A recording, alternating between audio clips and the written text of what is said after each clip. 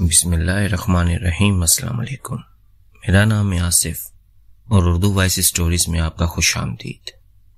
آج کی کہانی شروع کرتے ہیں۔ اس کہانی کا آغاز آج سے 20 سال پہلے ہوا، جب ڈیرہ غازی خان کے ایک قصبہ میں اکبر نے ایک گھر خریدا تھا۔ گھر نہیں بلکہ ایک کھنڈر خریدا تھا، ایک کچا سا مکان تھا جس کی 4 دیواری بھی کچی تھی۔ گھر کی ایک سائڈ قبرستان تھا۔ گھر اور قبرستان کے بیچ میں بس ایک 7 فٹ کی گلی تھی۔ اکبر کو لوگوں نے منع بھی کیا، یہ گھر مت خریدو کیونکہ اس گھر میں جنات کا بسیرا ہے، اور گھر کا پہلا مالک بھی اسی گھر میں پراسرار طور پر مردہ پایا گیا تھا۔ علاقے کے رہائشیوں کا کہنا تھا کہ کسی زمانے میں یہ گھر قبرستان کا حصہ ہوا کرتا تھا، جس کے بعد ایک گھر بنا دیا گیا۔ مگر اکبر نے کسی کی ایک نہ سنی اور گھر کو خرید لیا۔ چونکہ گھر بہت پرانا تھا تو اس کو توڑوا کر ایک خوبصورت گھر بنوا لیا۔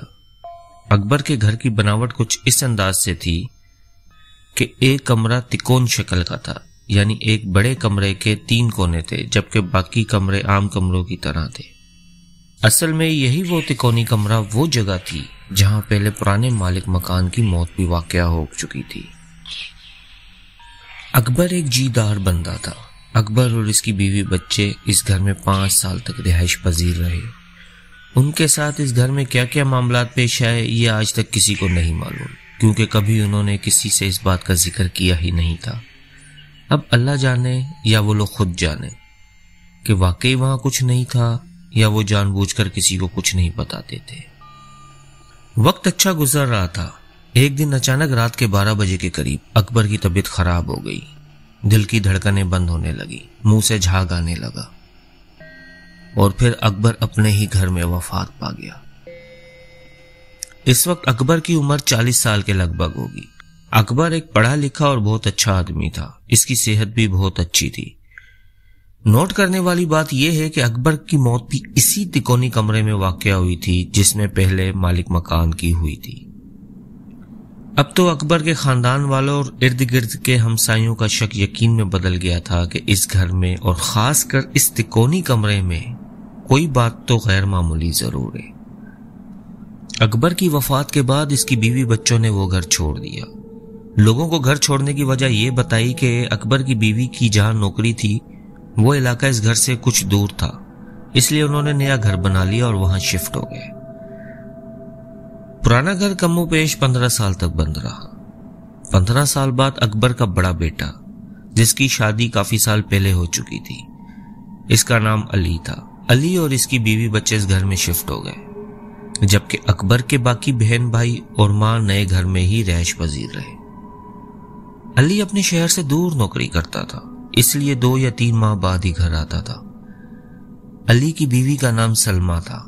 جس دن 15 سال بعد پہلی مرتبہ گھر کا دروازہ کھولا گیا تو اکبر کا بیٹا علی اس وقت اپنی جاب پر تھا۔ حالات ہی کچھ ایسے تھے کہ علی کی بیوی اپنے 4 بچوں کے ساتھ اس گھر میں رہنے آئی تھی۔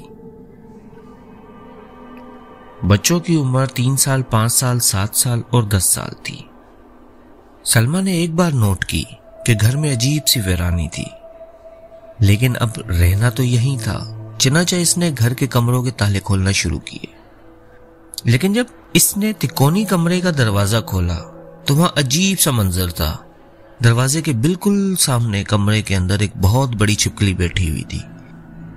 اس چھپکلی کا سائز عام چھپکلی سے 4 گنا تک بڑا تھا، جبکہ یہ چھپکلی ہی تھی، یہی عام چھپکلی جو ہمارے گھروں میں عام پائی جاتی ہے، لیکن سائز میں اتنی بڑی کہ کسی کو بھی حیرت میں ڈال دے۔ سلمان نے ڈر کے مارے کمرے کا دروازہ واپس بند کر دیا اور کچھ دیر بعد کھولا تو چھپکلی کمرے میں موجود نہیں تھی۔ خیر، جیسے کیسے سامان شفٹ کر دیا گیا اور دن گزرنے لگے، مگر وہ چھپکلی بھی اکثر گھر میں ہی نظر آ جایا کرتی تھی۔ پھر آہستہ آہستہ یہ ایک معمول کی بات ہو گئی۔ سلمہ کو گھر میں کچھ غیر معمولی حرکات واضح محسوس ہونے لگی تھی، مگر اس نے وہم سمجھ کر ٹال دیا کیونکہ اب رہنا تو اسی گھر میں تھا۔ کچھ دن بعد جب علی جاب سے واپس آیا تو اس نے گھر کی مرمت کروائی اور کچھ دن گھر میں رہ کر واپس چلا گیا۔ اب سلمہ کو اس گھر میں رہتے ہوئے 1 مہینہ گزر چکا تھا اور حالات مزید خراب ہو رہے تھے۔ اکثر اوقات گھر میں کسی کے کچھ بڑبڑانے کی آواز آنے لگی تھی، پھر آہستہ آہستہ واضح جملے سنائی دینے لگے۔ یہ جملے اسی تکونی کمرے سے سنائی دیتے تھے۔ پھر اسے کچھ ہیولے اس گھر میں نظر آنے لگے۔ اس کے بعد اسے معلوم ہوا کہ اس گھر میں جنات کی پوری فیملی آباد ہے۔ جنات کی فیملی میں ٹوٹل 5 لوگ تھے، ایک خاوند، اس کی 2 بیویاں اور 2 بچے۔ یہ جنات عیسائی مذہب کے تھے۔ جن کی بڑی بیوی بہت ہی غصے والی اور بدمزاج تھی۔ یہ جنات سلمہ کو اکثر انسانی روپ میں نظر آتے تھے، بالکل انسان جیسے۔ سلمہ کے مطابق یہ فیملی اس تکونی کمرے میں رہائش پذیر تھی۔ سلمہ جب بھی کسی کام سے اس کمرے میں جاتی تھی، جن غصہ کرتے اور اسے ڈانٹتے کہ تم اس گھر میں کیوں آئے ہو، یہ ہمارا گھر ہے، یہاں سے چلے جاؤ ورنہ بہت نقصان اٹھاؤ گے۔ سلمہ کو اب ان کی عادت سی ہو گئی تھی۔ وہ سمجھ رہی تھی کہ یہ جن ایسے ہی دھمکیاں دیتے رہیں گے، لیکن اسے معلوم ہی نہیں تھا کہ اب کچھ بہت ہی برا ہونے والا ہے۔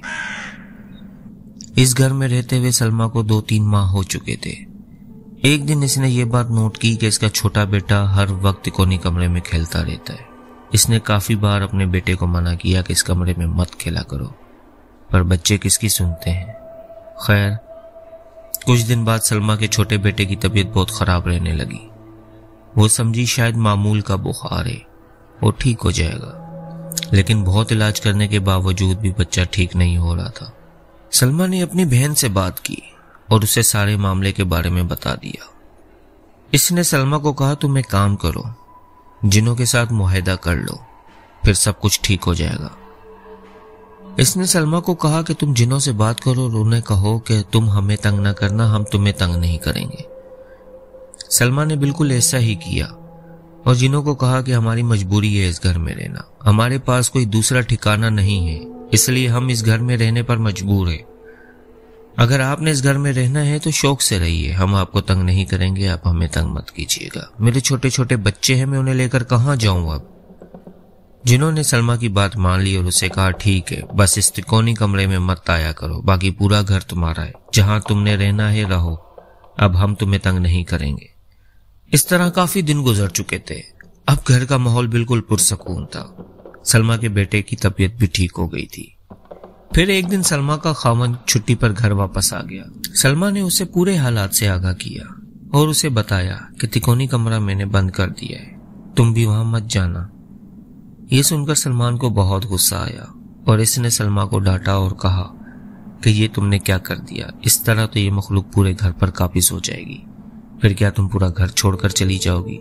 اس نے بیوی کو کہا کہ جاؤ ابھی کمرے کا دروازہ کھولاؤ اور اس کمرے میں آنا جانا رکھو، تاکہ یہاں جب چہل قدمی ہوگی تو وہ یہ گھر چھوڑ کر چلے جائیں گے، ورنہ وہ یہاں پوری طرح حاوی ہو جائیں گے۔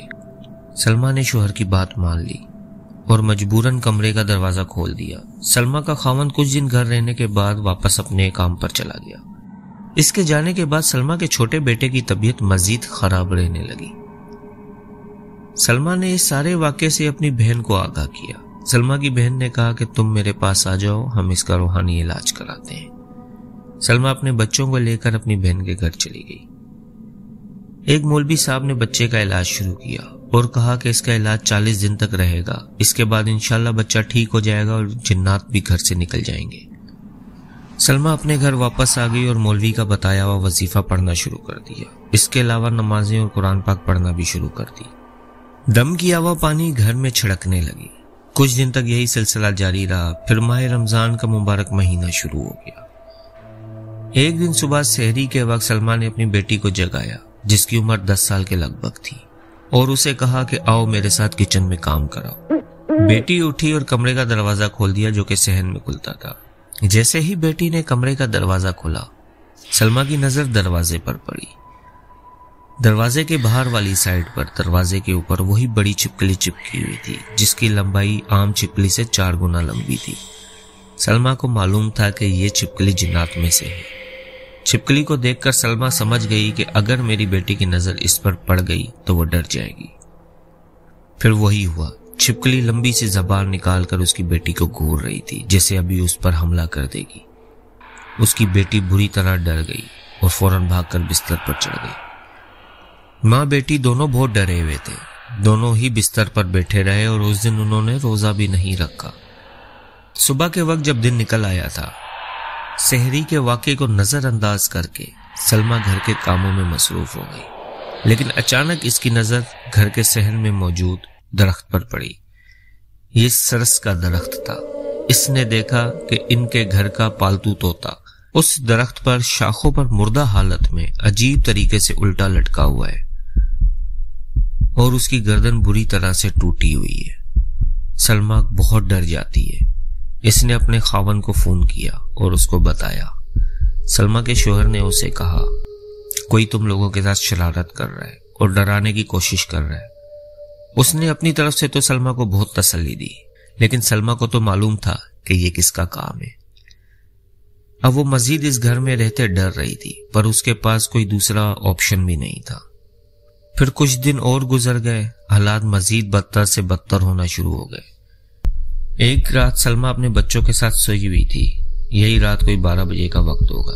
सलमा के बेटे की तबीयत बहुत खराब हो गई। बच्चे को बहुत तेज बुखार तो काफी अरसे से रहता था, लेकिन आज तबीयत बहुत ज्यादा खराब थी।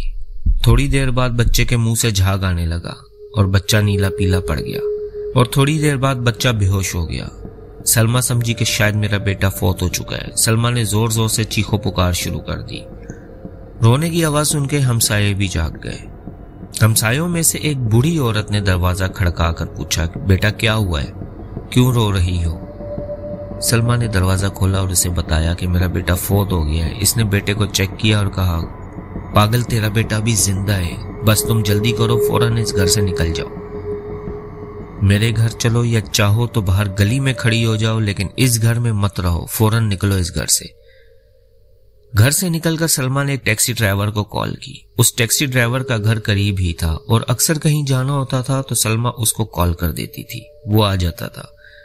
उस दिन भी वो फौरन पहुंच गया। सलमा अपने तमाम बच्चों को लेकर 30 किलोमीटर दूर अस्पताल पहुंच गई। इस दौरान इसने अपने खावन से भी राब्ता किया और उसको सारे हालात से आगाह किया और कुछ रिश्तेदारों से भी बात हो गई थी। सलमा के अस्पताल पहुंचने से पहले ही रिश्तेदार अस्पताल में मौजूद थे। बच्चे का इलाज शुरू हो गया, लेकिन हालत संभलने में ना आ रही थी। आखिरकार एक डॉक्टर ने सलमा को बताया कि तुम्हारे बेटे की तमाम रिपोर्ट्स बिल्कुल ठीक है, हमारे मुताबिक उससे कोई बीमारी नहीं है। सलमा समझ गई कि यह डॉक्टर्स के बस की बात नहीं है और वह अपने बेटे को इसी मौलवी के पास ले गई जो बच्चे का रूहानी इलाज पहले ही कर रहा था। मौलवी ने दम दरूद किया तो बच्चा बिल्कुल ठीक हो गया, पर अब हालात पहले जैसे नहीं थे। बच्चों को भी कुछ ना कुछ घर में नजर आने लग गया था। बहुत डरे डरे रहते थे, अक्सर ही सबके सब बीमार रहते थे। खुद सलमा पर भी वो जिन हावी हो रहे थे। उसे भी रात को बुखार हो जाता था, तबीयत ही खराब हो जाती। बकौल सलमा के मैं रोना चाहती थी तो रो भी नहीं सकती थी। रात को जिन्नात हम लोगों का मुंह ही बंद कर देते थे। जोर जोर से चीखना चाहती थी पर आवाज ही नहीं निकलती थी। एक दिन सलमा ने इसी मौलवी को कॉल की और उसे बताया कि हालात अब बहुत खराब हो रहे हैं, वजीफे का असर भी नहीं हो रहा, मेरे सारे बच्चे और मैं खुद बीमार हो गई हूँ। ये सुनकर मौलवी साहब ने कहा कि मुझे लगता है ये जिन्नात इस घर पर पूरी तरह काबिज हो गए हैं। अब ये जिन्नात यहाँ से नहीं जाएंगे। अच्छा यही है, तुम लोग ये घर छोड़ दो। ये सुनकर सलमा ने घर छोड़ने से इनकार कर दिया। ये सुनकर सलमा सोच में पड़ गई कि उसे घर छोड़ देना चाहिए या नहीं। खैर 2-4 दिन और गुजर जाते हैं। एक दिन सलमा की बड़ी हमसाई इससे मिलने आई। सलमा के घर की एक दीवार इस हमसाई के घर के साथ अटैच थी। सलमा ने घर के तमाम हालात इसको बताए। ये सुनकर वो बोली, बेटा हमें तो इन सब बातों का इल्म बहुत सालों से है, हम यहाँ के रिहायशी हैं। हमने तुम्हारे ससुर अकबर को भी मना किया था कि ये घर मत खरीदो, मगर वो नहीं माना। इसका अंजाम भी तुम लोग देख चुके हो। इस घर में जिन्नात हैं, ये पूरे मोहल्ले को मालूम है। वो मजीद बोली, बेटा जिस दिन तुम्हारे ससुर की मौत हुई थी, इस दिन हम लोग ही सबसे पहले तुम्हारे घर पहुंचे थे। तुम्हारी सास बहुत जोर जोर से रो रही थी और तुम्हारे ससुर के मुंह से झाग निकल रही थी। जब उस दिन रात को तुम्हारे बेटे की तबीयत खराब हुई और मैं तुम्हारे घर आई तो मैंने फिर से वही मंजर देखा जो इस दिन तुम्हारे सास और ससुर का देखा था। بالکل اسی طرح تم بھی زور زور سے رو رہی تھی. تمہارے بیٹے کے منہ سے بھی ویسی ہی جھاگ نکل رہی تھی جیسی تمہارے سسر کے منہ سے نکل رہی تھی. اس دن وہی 15 سال پرانا منظر میری آنکھوں کے سامنے گھوم گیا. اس لیے میں نے تمہیں فوراً اس گھر سے باہر نکلنے کو کہا تھا. تمہاری قسمت اچھی ہے جو تمہارا بیٹا بچ گیا. بیٹا میری بات مان لو. اگر اپنی اور اپنے بچوں کی جان پیاری ہے تو تم یہ گھر چھوڑ دو اور واپس اپنی ساس کے ساتھ جا کر رہو. اب سلمہ کو پوری بات سمجھ آ چکی تھی. سلمہ نے اپنے شوہر کو کال کی اور اسے بتا دیا کہ اب میں نے یہاں نہیں رہنا. مجھے اپنی اور اپنے بچوں کی جان بہت پیاری ہے.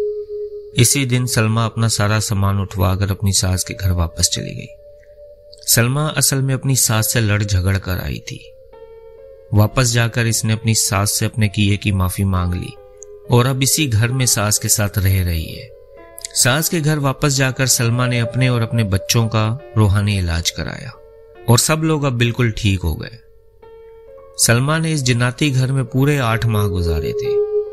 اب بھی جب وہ گزری باتیں یاد کرتی ہے تو خوف سے لرز جاتی ہے اور خود کو خوش نصیب سمجھتی ہے کہ میری اور میرے بچوں کی جان بچ گئی. امید ہے آپ لوگوں کو آج کی کہانی بہت پسند آئی ہوگی. کمنٹ میں اپنی رائے کا ضرور اظہار کیجیے گا. میرا چینل ضرور سبسکرائب کیجیے گا تاکہ مزید ایسی مزے کی کہانیاں آپ تک پہنچتی رہیں. ملتے ہیں ایک اور نئی کہانی کے ساتھ. تب تک کے لیے اجازت دیں. اللہ حافظ.